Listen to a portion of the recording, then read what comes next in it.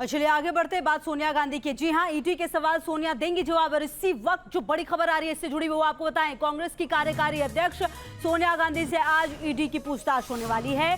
National Herald case में आज फिर पूछताछ होगी।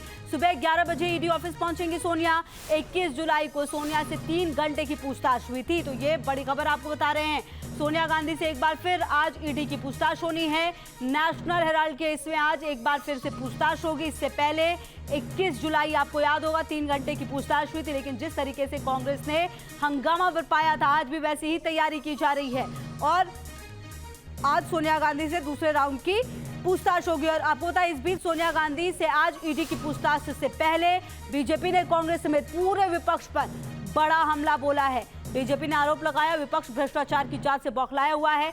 क्या सोनिया गांधी से पूछताछ नहीं होनी चाहिए, ये सवाल बीजेपी ने उठाया है। विपक्ष के पास आज मुद्दों की कमी है। कांग्रेस सत्याग्रह का ड्रामा कर रही है। मोदी सरकार में भ्रष्टाचार पर जीरो टॉलरेंस, ये तमाम बातें बीजेपी ने कही। और क्या कुछ कहा है संबित पात्रा ने, वो भी सुना देते हैं। जीरो टॉलरेंस फॉर करप्शन, ये भारतीय जनता पार्टी का आरंभ से ही मोटो रहा है। आज सोनिया गांधी जो कांग्रेस पार्टी की अध्यक्षा हैं, उनकी पेशी ईडी के सामने है।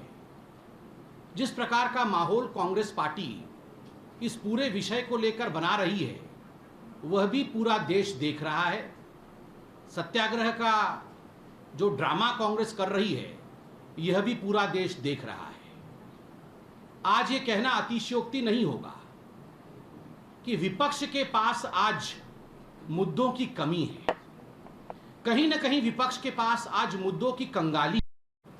जहां तक सोनिया गांधी और ईडी का सवाल है, पहले राहुल गांधी जी भी कटघरे में खड़े थे, वो भी गए थे ईडी के पास प्रस्तुत होने के लिए, और आज सोनिया जी जा रही है। स्वाभाविक है, 5,000 करोड़ का गबन अगर देश में हुआ है, 5,000 करोड़ रुपए का करप्शन का अगर चार्जेस सोनिया जी और राहुल जी के ऊपर है, तो स्वाभाविक रूप से पूछताछ भी उन्हीं से होगी। आप सभी को पता है कि नेशनल हेराल्ड केस में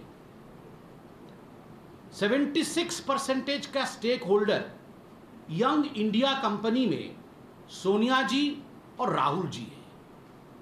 अगर सोनिया जी और राहुल जी 75 से भी अधिक प्रतिशत के स्टेक होल्डर हैं, तो पूछताछ किससे होगी?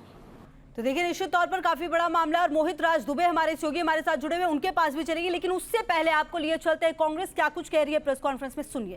पार्टी और एक विपक्ष, अगर एक भी पहिया लोकतंत्र का खिसक गया तो लोकतंत्र की गाड़ी वहीं की वहीं रुक जाएगी।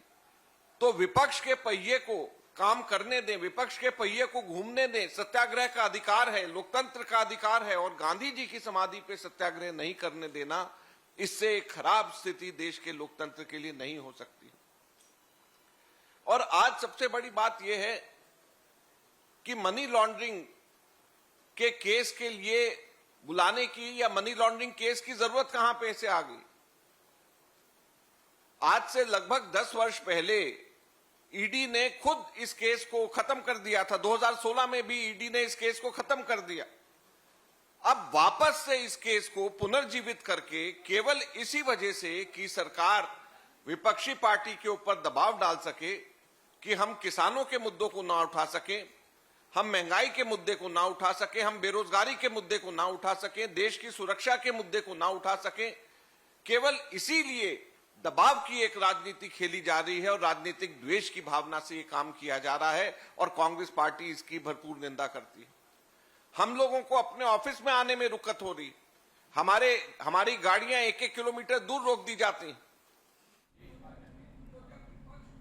तो आप अजय माकन को सुन रहे थे। कांग्रेस की तरफ से पीसी की जा रही है। इससे पहले संबित पात्रा ने भी पीसी की। बीजेपी की तरफ से कई महत्वपूर्ण बातें रखी गई। और अब हमारे साथ मोहित राज दुबे हमारे सहयोगी लगातार हमारे साथ जुड़े हुए हैं।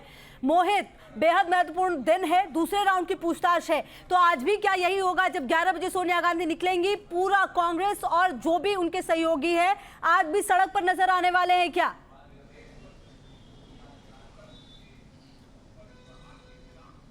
देखिए, बिल्कुल कांग्रेस लगातार ये कह रही है कि सोनिया गांधी के साथ जो पूछताछ हो रही है उसका कोई आधार है ही नहीं, कोई करप्शन हुआ ही नहीं है। लिहाजा जिस तरीके से जांच एजेंसियां केंद्र सरकार के कहने पे परेशान कर रही है वो ठीक नहीं है, और उसी को लेकर आज कांग्रेस देशव्यापी प्रदर्शन कर रही है।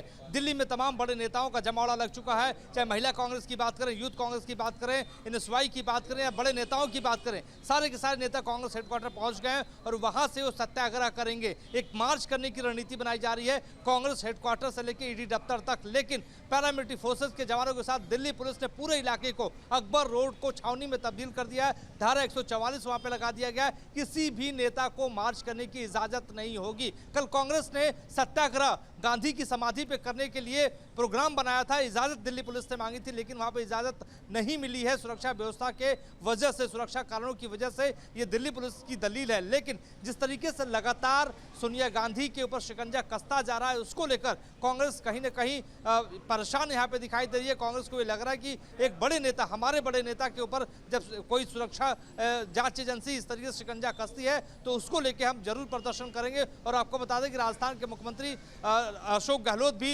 यहाँ पे पहुंच चुके हैं, वो भी प्रदर्शन में भाग लेंगे। चाहे दिग्विजय सिंह की बात हो, मल्लिकार्जुन खड़गे की बात हो, तमाम बड़े नेता कांग्रेस हेडक्वार्टर पहुंच रहे हैं। इसके अलावा कांग्रेस सिर्फ सड़क पे ही नहीं, संसद के भीतर भी प्रदर्शन करती हुई नजर आएगी। संसद भवन के अंदर भी एक बड़ी रणनीति बनाई जा रही है। सारे लोकसभा, राज्यसभा के सांसद वहां से मार्च करते हुए कांग्रेस हेडक्वार्टर पहुंचेंगे। जी।